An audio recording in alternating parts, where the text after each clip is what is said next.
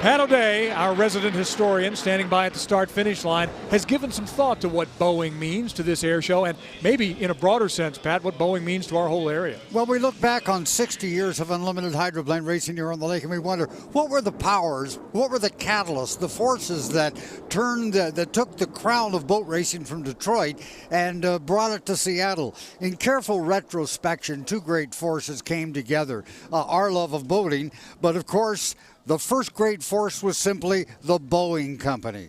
Its people, its engineers, its pilots, people who knew how to make boats fly. And of course, the great airplanes they built, the most world-famous warplanes and passenger planes.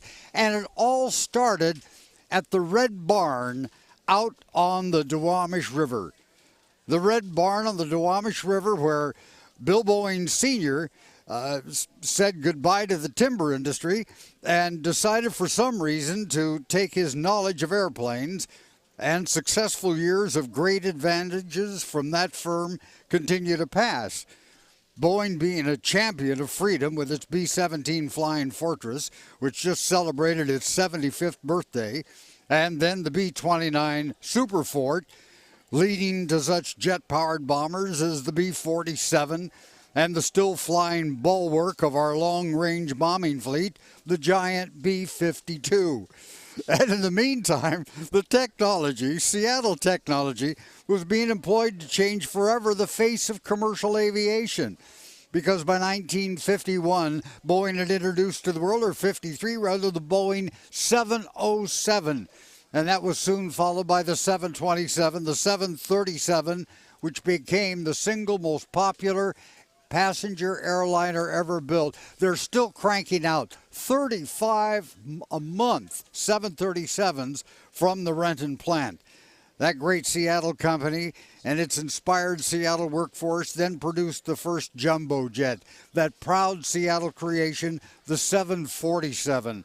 And with its brand new model, the 747-800, which will soon be flying freight and passengers around the world. And then today here at the race course, we saw a perfect pass over the course with silence, with quiet, with muted engines, with wings that bend. It's that new sensation of world's air travel, the 787. So it's only natural that such people and their families that embrace the airline industry embrace boats that fly through the water at 200 miles an hour. Going back here, I now see some tracks. May I coordinate with these? There's the B-17, the Flying Fortress that made such a difference in World War II. What a plane it was. We built 7,000 of them here in Seattle. Then the B-29 Superfort, to be followed by, there's the B-47, the first jet bomber. And then the giant, magnificent B-52. That plane still the bulwark of our long-range U.S. Air Force bombing fleet.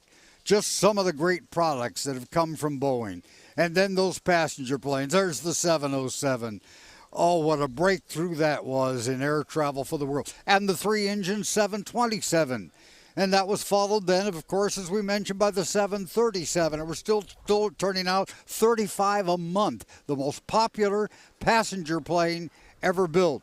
And the 737 was followed by the 757 and the 767. Flying over Mount Rainier. I think we have a shot of it here. And then the giant 747, which was the largest passenger plane in the world at the time and continues to serve communities, countries all over the world. Thousands of them are in the air as we speak today. Yes, there's our 767, and that's the story of a great company, the Boeing company, that is married to Seattle, married to Seafair, contributed so much, and sponsoring the air show here today. Boeing, our hearts throb with pride when your name is mentioned anywhere. We want to thank you. Pat O'Day, we want to thank you, my friend.